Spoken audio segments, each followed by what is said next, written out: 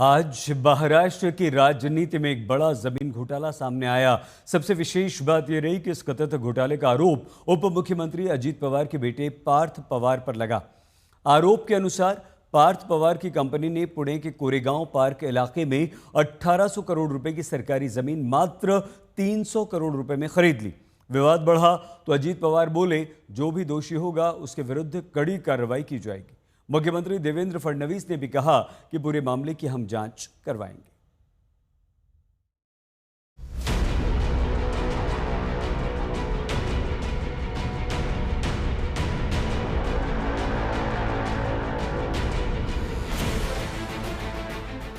पुणे में महाराष्ट्र के उप मुख्यमंत्री अजीत पवार के बेटे पार्थ पवार से जुड़ा एक बड़ा विवाद सामने आया है।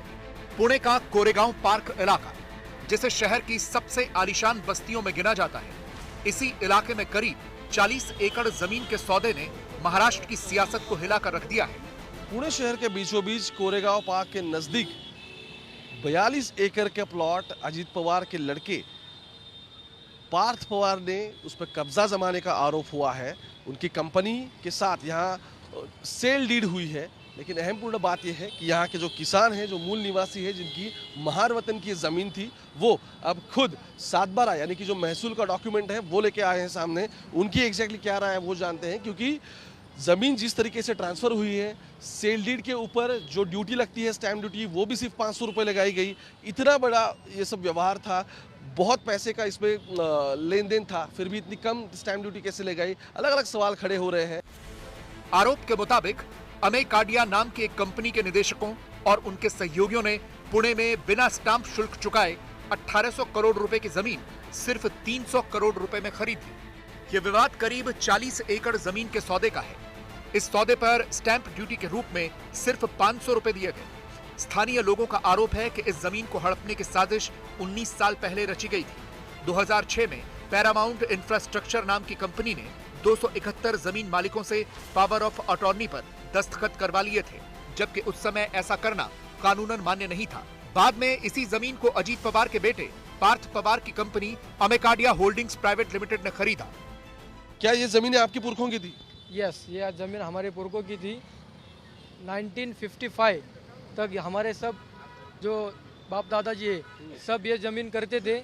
और अभी 2006-2007 में शीतल किशन चंद तेजवानी करके एक बिल्डर थे, उन्होंने हमें बोला था कि ये ज़मीन हम आपको वापस छुड़ा के देंगे।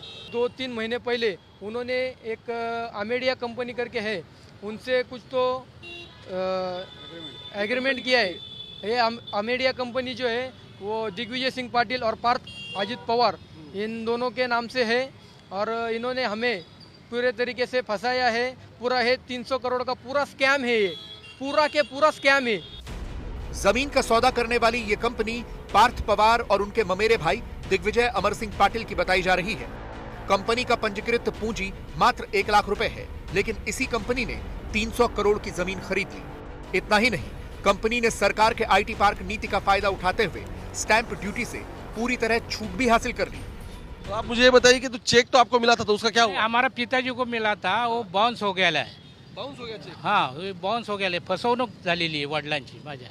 आपके पिता को भी फंसाया गया आपका? हाँ जी। देखो, ये चेक है 17 अक्टूबर 2006 का चेक है। ये 5000 रुपए आपको मिले थे, तो आपने बैंक में जमा किया कि नहीं? नहीं किया जमा, बाउंस हो गया।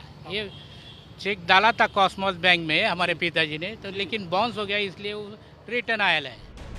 घोटाले में अजीत पवार के बेटे का नाम आने के बाद सियासी हंगामा शुरू हो गया है, जिसके बाद मीडिया के सामने आए अजीत पवार ने कहा कि उनका इस मामले से कोई लेना देना नहीं है।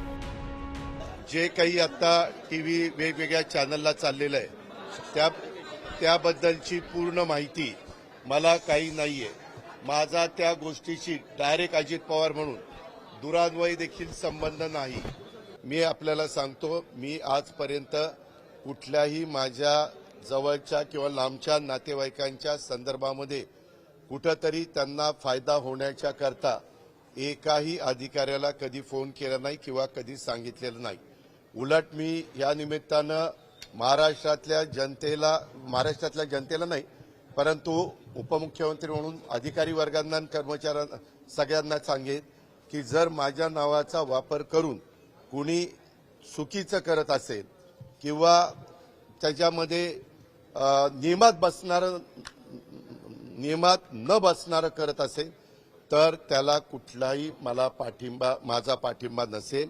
मी फार कायद्याच्या नियमाच्या चौकटीमध्ये राहून काम करणारा कार्यकर्ता आहे. वहीं विपक्ष ने अजीत पवार और उनके बेटे पार्थ पवार दोनों पर हमले तेज कर दिए हैं. शिवसेना यूबीटी ने इस सौदे को अनुसूचित जाति जनजाति अत्याचार निवारण अधिनियम के तहत दर्ज करने की मांग की है. पार्थ पवार यांनी केलेल्या 1800 कोटीच्या कथित भूखंड घोटाळ्याची कालपासून जोरदार चर्चा सुरू आहे. जर अशा पद्धतीने वंचित आणि उपेक्षित घटकांची जागा जर धनदांडग्यांकडून हडप केली जात असेल तर फक्त आणि फक्त जमीन घोटाळा इतकी ही संकल्पना मर्यादित न राहता ज्या लोकांची ही जागा हडप केली गेली आहे ते सर्वच्या सर्व अनुसूचित जाती प्रवर्गातनं येणारे लोक असल्या कारणाने यामध्ये अनुसूचित जाती जमाती अत्याचार प्रतिबंधक कायद्याअंतर्गत सुद्धा कलम लागत गुन्हा दाखल झाला पाहिजे. निकाय चुनाव से पहले डिप्टी सीएम के बेटे पर गंभीर आरोप लगने के बाद सीएम फडणवीस ने मामले की गंभीरता को देखते हुए तुरंत जांच के आदेश दे दिए हैं. या संदर्भातले योग्य ते चौकशीचे आदेश देखील मी दिलेले आहेत. प्रायमा फेसी जे मुद्दे समोर येत आहेत ते मुद्दे गंभीर आहेत. त्याच्यामुळे त्याची योग्य प्रकारची माहिती घेऊनच बोललं पाहिजे.